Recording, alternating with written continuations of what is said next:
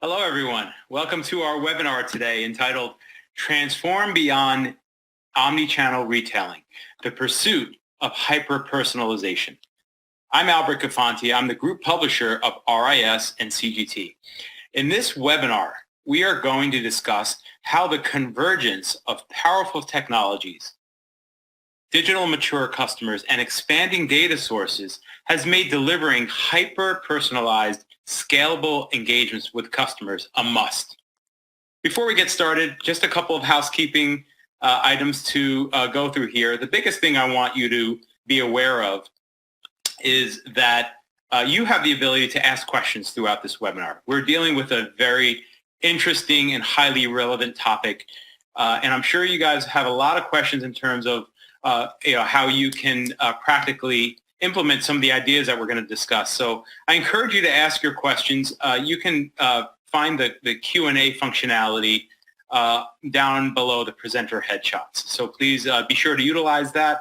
We will get to as many questions as we possibly can by the end of this webinar. Now to the topic at hand. Many of you are likely struggling to bridge the gap between the kinds of experiences your customers want and what your business can actually deliver. Well, here with me today are two expert panelists who will help us explore the concept of customer adaptive retailing and how it can help you transform personalized omnichannel experiences into adaptive and predictive experiences at every customer touchpoint. I'm excited to introduce David Gruehn, Senior Customer Experience Solution Director, Retail at SAP, and Randy Evins, Industry Advisor, Food Retail at SAP. David, Randy, so excited to have you as part of this webinar. Such an interesting topic that we're going to dive into. Welcome to you both. Thanks. It's good to be here. Hey, why don't you both introduce yourselves a little further? Tell us a little bit about your professional backgrounds and your roles, et cetera. David, we'll start with you. Yeah, so as Albert mentioned, my name is Dave Gruehn. I am a Senior Customer Experience Solutions Director with SAP. I have about 30 years of retail experience, including management consultant. Was a CIO in the specialty segment for 6 years. Was with Microsoft for 14 years, focused on harnessing emerging technologies to enhance customer experience with the world's leading retailers. And I've been at SAP now 8 years, expanding upon that role. And I'm Randy Evins. I'm an industry advisor focused on food retailing with SAP. Been here at SAP for 13, almost 14 years now. Before that, I worked for a grocer in South Texas called HEB. And before that, a grocer the national grocer was American Stores, which is the parent of Jewel in Chicago, Acme, Philadelphia, and the former Lucky Stores in California.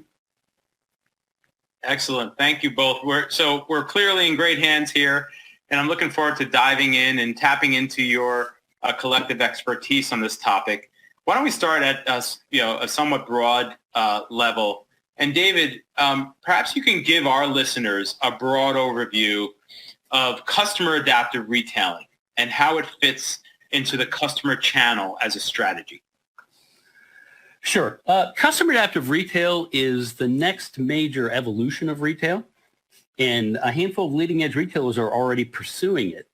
It is the transformation beyond omnichannel retail to a single adaptive focus on the customer. Now, it's a pretty major shift that requires retailers to let go of focusing on helping customers seamlessly navigate their retail channels, and instead focusing on being relevant on the only channel that exists anymore now in retail, and that's the customer's channel. They've created their own channel.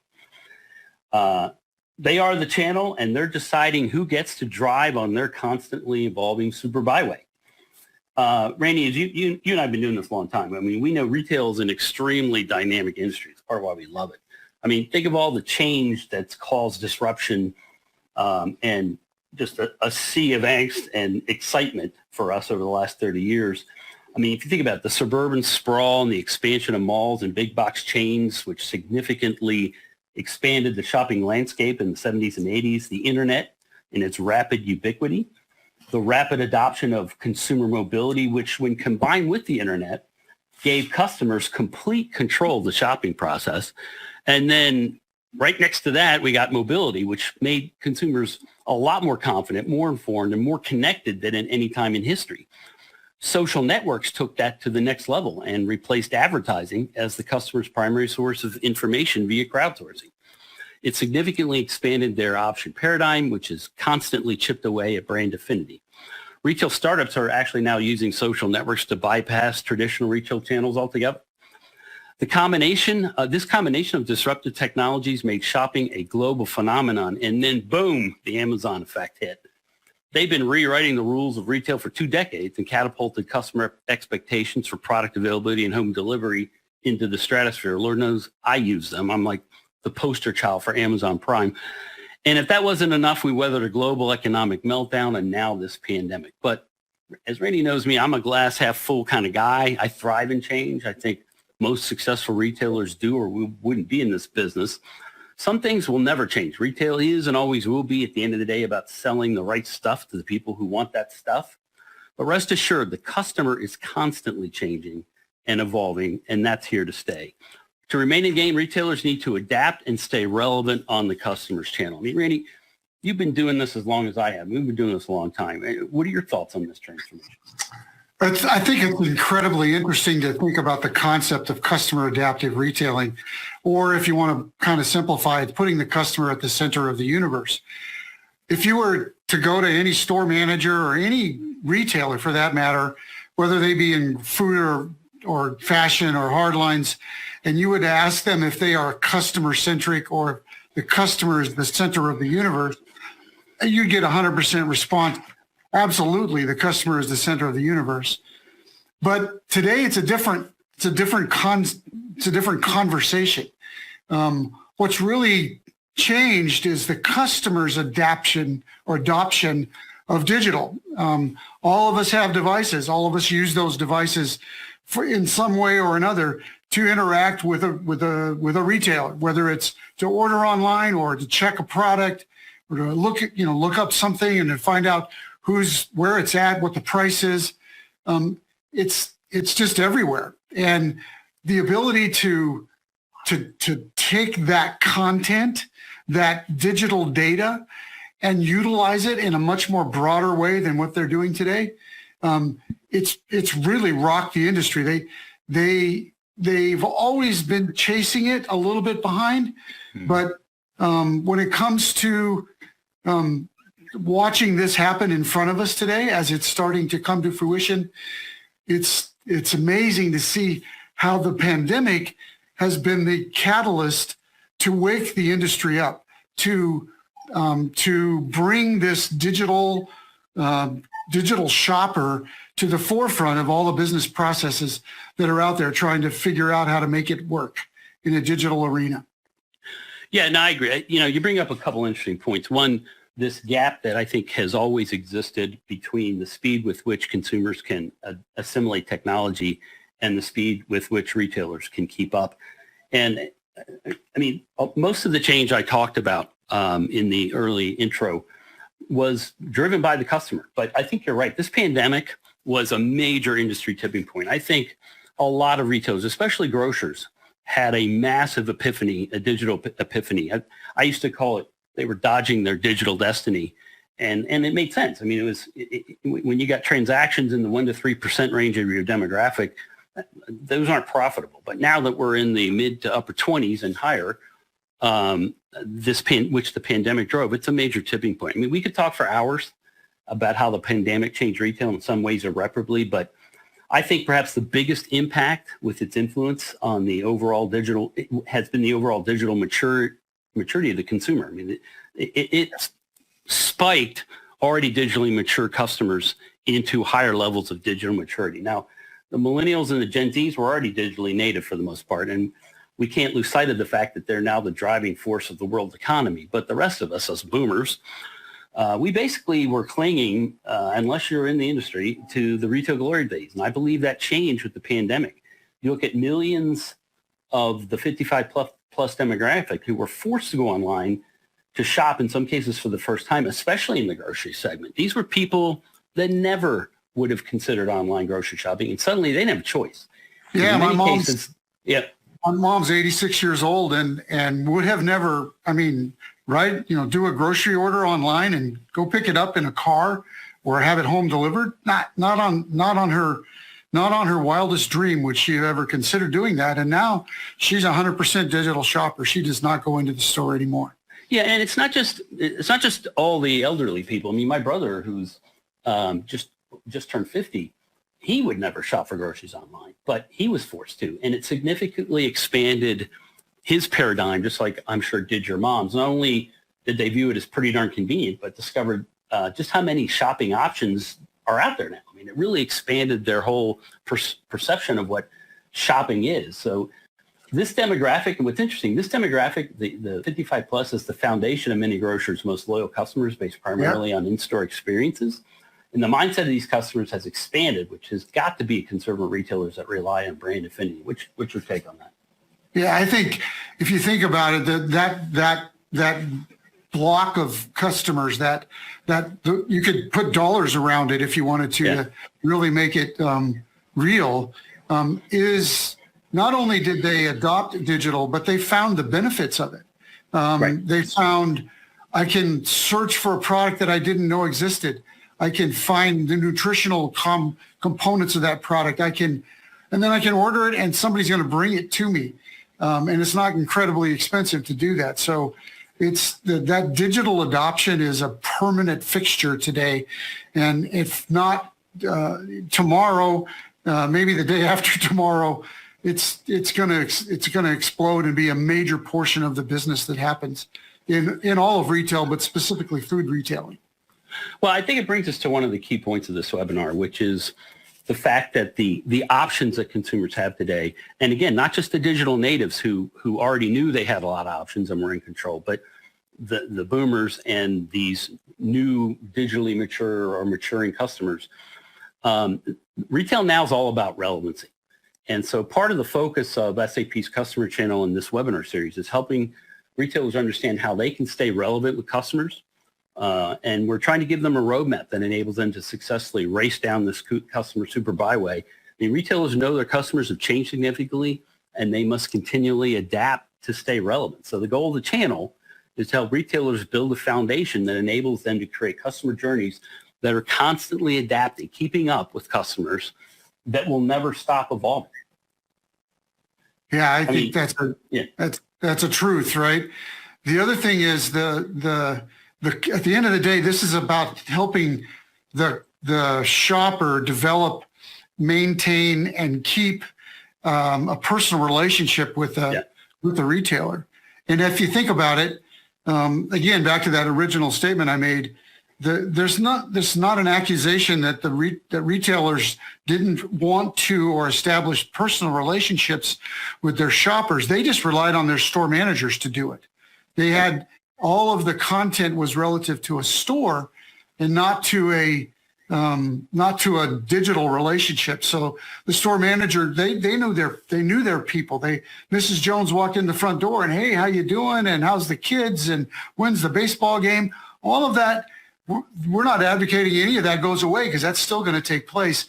What we're advocating is that the entire organization, not just the store ops folks, have an accountability now to establish, maintain, and keep a personal relationship with the shopper. It's going to be absolutely crucial. Because Mrs. Jones doesn't just shop that way anymore, right? No. Retailers, I think, are beginning to realize, and I think customers are beginning to expect that retailers know them personally, not just their name, birthday, profession. They want them to know my interests, my hobbies, my likes, my dislikes, my motivations, my values, my opinions. And we're seeing that customers will share a lot of personal information if this relationship is based on a foundation of trust, transparency, and value for the customer. Because when we get to the holy grail here, which is hyper-personalization, the ability to create very personal, individual experiences and promotions at the customer level at scale, you're going to need a tremendous amount of data on these customers. You're going to have to know them. You're actually going to have to know a lot about them. And once you've established that trust, then we can start to collect this data that they'll either share directly or we'll be able to pick up off the internet floor. But that's the key to creating these adaptive, personalized experiences and promotions, which ultimately are going to create more lifetime customer value because you're adding value to these customers' lives. So I see a perfect storm brewing in retail right now on retail's radar that really for the first time in history has the potential to help retailers achieve this goal of improving lifetime customer value through hyper-personalization at scale. It's really an unprecedented combination of forces that lay the foundation to retail hyper-personalization. Yeah, it's been, we keep using the word amazing. I try not to be too redundant, but that just keeps coming to my brain. You think about the whole concept of personalization.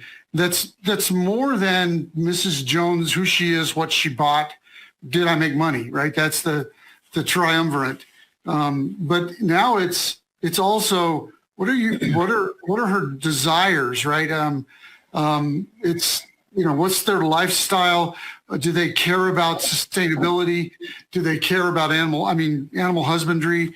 Those are all components of that digital footprint, that personalized look at the shopper, and then turning that data into an entire corporate view of that shopper. Instead of it being only on the store manager, as I mentioned earlier, it's about everybody else having the same view and understanding and ensuring that they're doing everything they can to satisfy or to delight. That's a better word. The shopper, regardless of where they shop. Right. Fascinating. Yeah. So, gentlemen, great kickoff to this conversation. Lots to unpack here. David, I want to kind of put back to you for a second on something that you mentioned, which is that we're in this perfect retail storm right now. Can you unpack that a little bit for our audience? Sure. And to me, it is truly the linchpin for the ability to do hyper-personalization at scale. And there's really three major forces at play here in creating this perfect storm. The first is an explosion of emerging technologies that have moved from R&D to you and me. These are going to lay the foundation, be the conduit, if you will, that will connect retailers to customers and promote the data sharing that I talked about earlier that's crucial to hyper-personalization. These include things like, and there's a lot of them, beacons, proximity sensors, edge computing, IoT, 5G, cognitive computing, machine and vision learning, face and voice recognition, real-time edge analytics, AI algorithms, and predictive analysis. But I think two of the most important by far that jump right up to the top for me are sensor fusion and customer data platforms. Now, these are going to aid retailers in aggregating this massively expanding pool of customer data from a whole lot of disparate sources, such that it holds greater than the sum of its parts. And this is what's going to enable retailers the ability to generate and harness these 360-degree customer views that we keep hearing about that are going to be needed to create personalized customer experiences. The second, as I mentioned, are these rapidly and evolving digitally mature customers.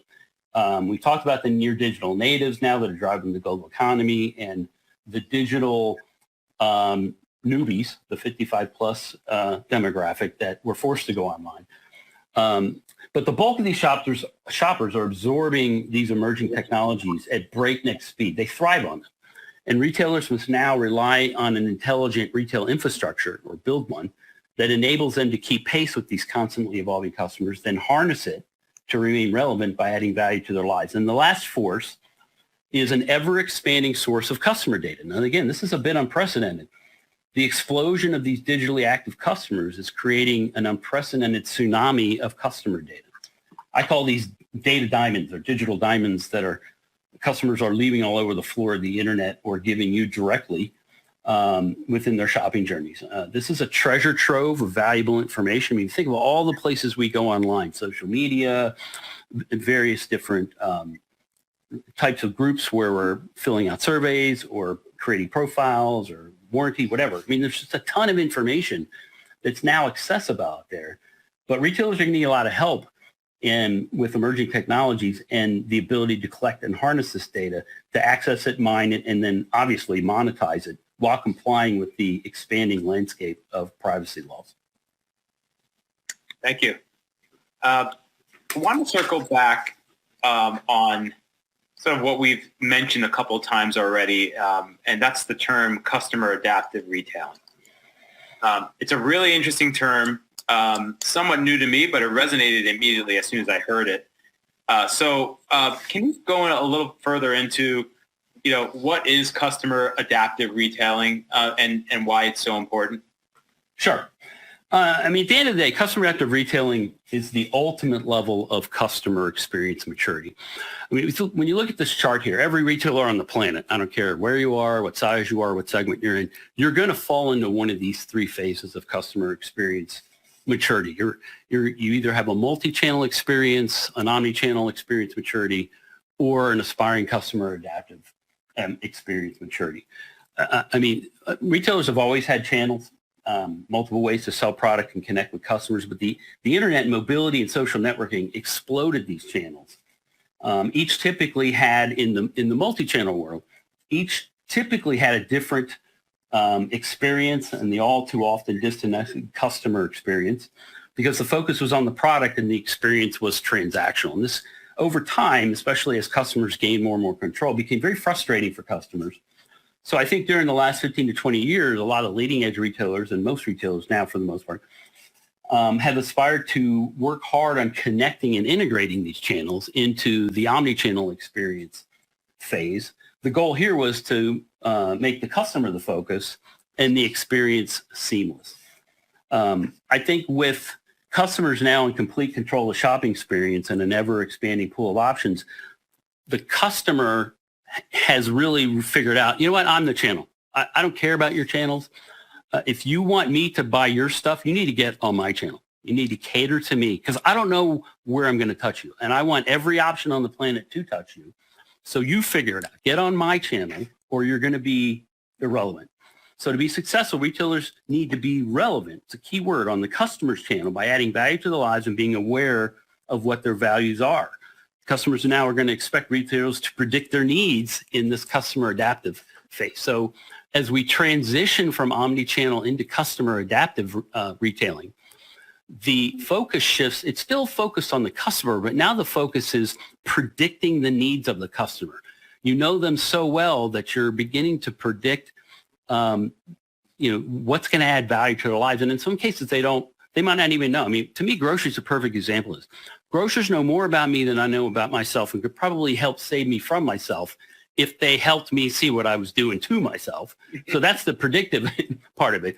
But then these emerging technologies I talked about, we're actually going to be able to adapt to customers in the moment. They're going to be able to sense my mood, my emotion. Am I frustrated? Am I looking for something? Am I on a mission to get something? We're going to be able to figure that out. And that's the adaptive part. So consumers are going to assimilate this technology into their lives much faster than retailers can utilize it. And so when compounded with this evolved state of digital maturity, a gap has now formed between what customers expect and what retailers are able to provide. So you've got the expectations of the customers here now are straddling this fence between omnichannel and customer adaptive, while the retailer's ability to meet these demands is still straddling the fence between multi-channel and omni-channel. So SAP's customer channel strategy is really focused on helping retailers bridge this gap and become customer adaptive retailers.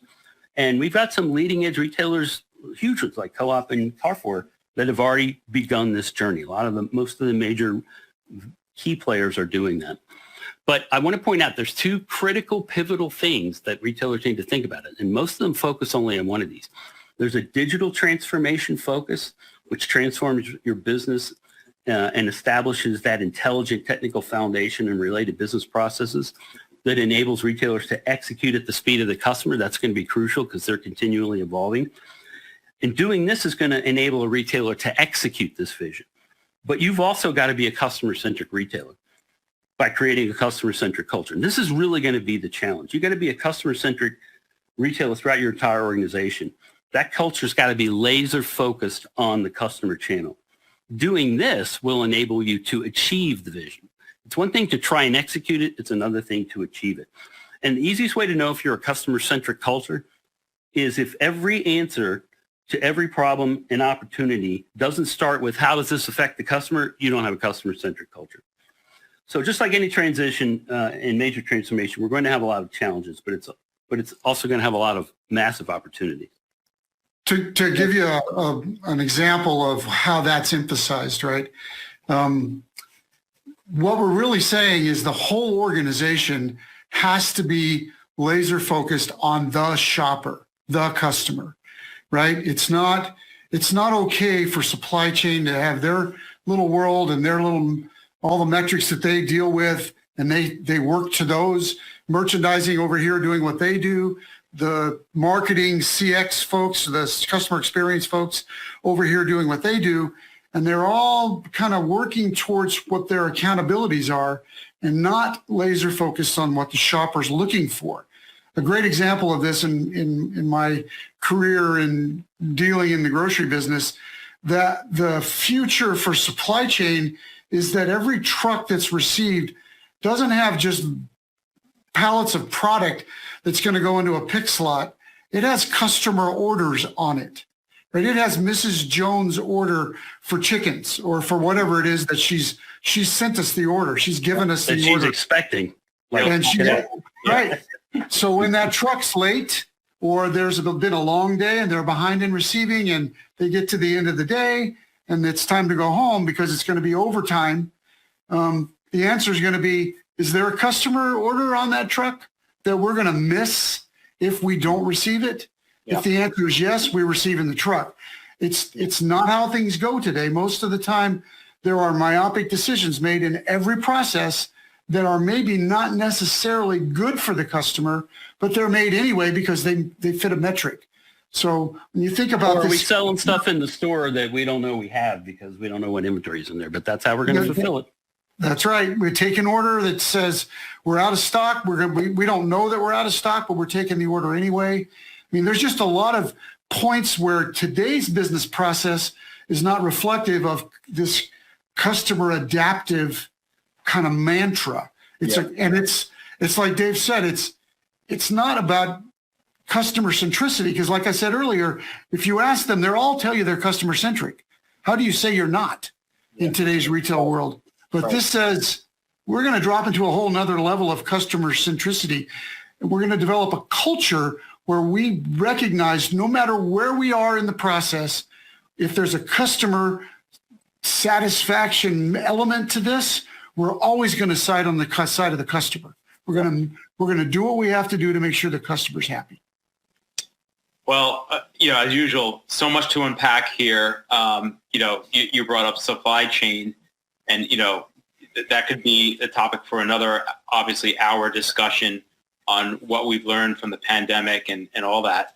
But I want to circle back again to this sort of roadmap that you guys are sort of outlining in terms of the customer adaptive experience. And, like all things, it comes down to how, right? How do we get started on this journey? How do we actually do it? Because I think there's probably a lot of collective head nodding going on with what you're all talking about. We all the retailers on right now are living it every day.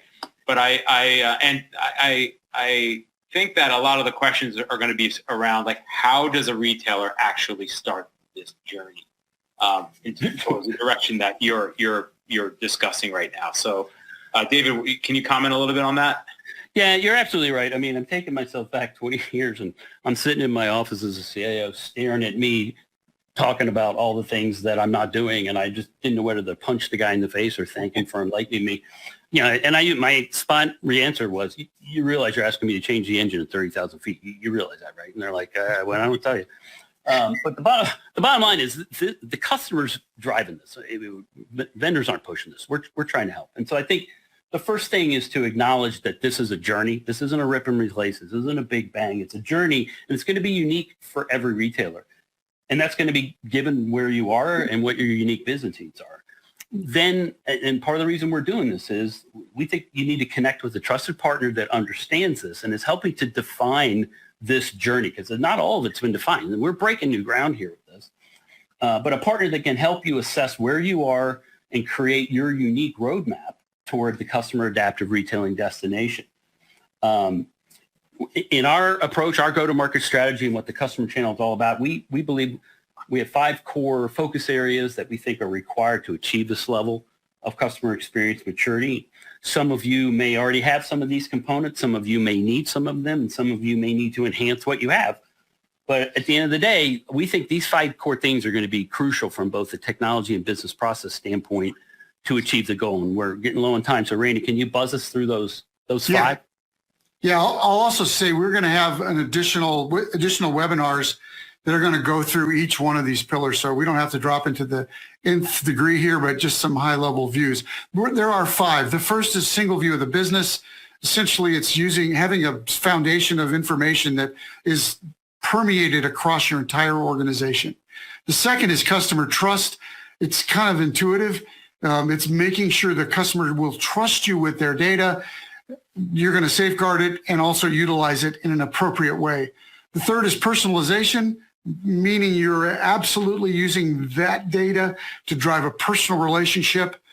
Unified commerce is next. It's connecting and having a commerce relationship regardless of where it is, in store, online, wherever. And last is the connected digital supply chain. None of the other 4 work very well if you don't have any inventory. And the supply chain helping you keep the promises that you make, right? That's right. That's right. And there's a lot of business value in supply chain from an inventory perspective. But those are the 5 areas of work that need to be addressed as you're getting to this customer adaptive retailing conversation. And again, like I said, we're going to have webinars that are focused on each of those 5 pillars. And I do want to let the audience know that what you're looking at right now is actually fully functional content universe that you can actually go to. The link is right there, and each one of these 5 pillars kind of you can double click and go in and learn a whole and experience a whole host of additional content for you to engage with. So this is a resource for you. Okay, so we are running out of time for our webinar, but I do want to ask you guys some interesting questions that came through during the discussion. And I want to remind the audience that you still have time to submit your own questions. If you have any questions for David and Randy, please go ahead and submit them now. If we don't get them to them on the webinar, we will follow up with you directly after. Okay, first question, and this is a question that pretty much comes up in almost every webinar that we talk about, and it really goes back to the topic of data. And the question is, how do you know when you have the right data to embark on this journey? David, do you want to take a crack at it? Well, I mean, the data constantly evolves, but I think the easiest way to answer that question is if you've gotten a very rich, robust customer data platform, it's going to be doing a lot of the analysis for you. And a key end byproduct of having a very rich pool of data, and by the way, there's first level data, second level data, and then this myriad of expanding third level data, all from TikTok to Facebook to Instagram to the latest apps on your phone.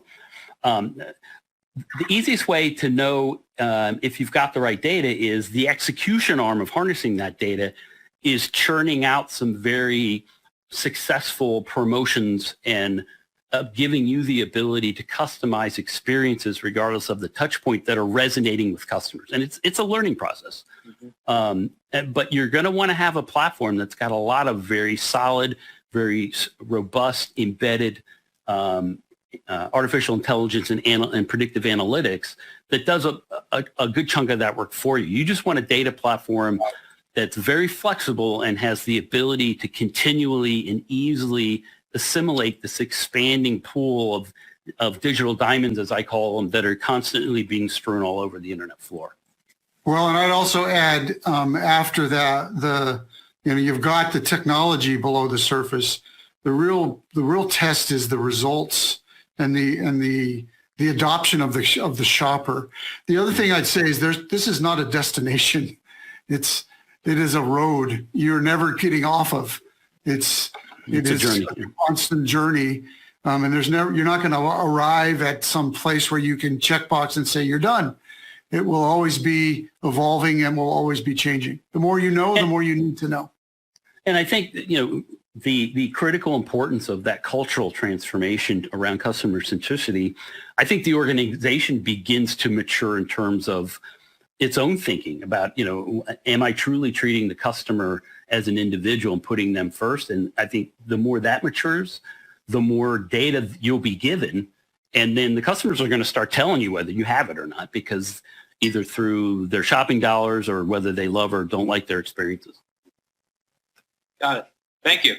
Next question comes to something we discussed earlier on in the webinar, and that is, do you think the digital adoption growth rate will continue to rise, and is this sustainable, or will it subside if and when the pandemic fades?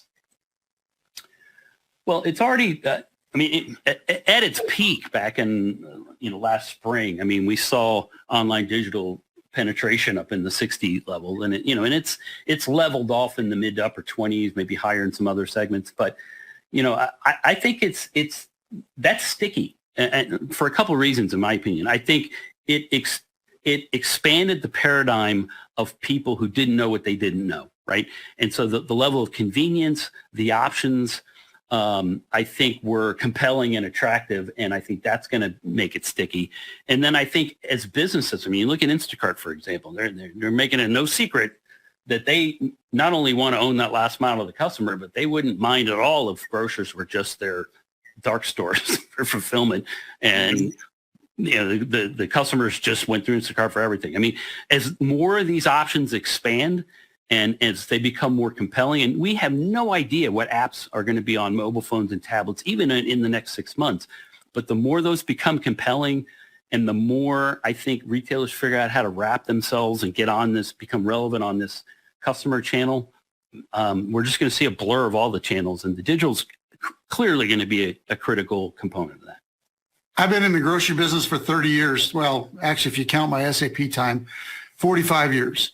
Lots of change, lots of stuff, I could spend the next 3 hours, next 3 days talking about the instances of change that have happened over the last 30 years. This is the most significant, impactful change that I've ever seen in my entire time. But I also know that grocers are resilient. They know how to make money. They have not embraced digital because they didn't see dollars at the end of the rainbow. But now it's not an option. Right. So as they start to learn how to do digital, how to bring this thing all together and turn it into a money-making process, all bets are off. The amount of digital growth will be relative to what you want it to be. If you go after it and you solicit it and you work towards it and you find it a way to make it profitable, it's got unlimited potential. Yeah, and don't discount the options that aren't even really there as much as they're going to be, like direct-to-consumer from CPG. Again, the options for the consumer are going to continue to explode, yes. And they're going to be grounded in digital. Yep. Randy, this last question is for you, although David, obviously feel free to chime in. Does in-store personalization translate, or how does in-store personalization translate to digital personalization?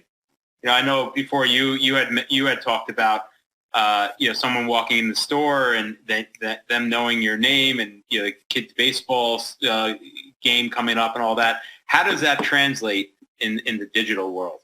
Well, so in other words, how do you take the best of the store and put it in? It expanded because the personal relationship was constrained by individuals' capabilities.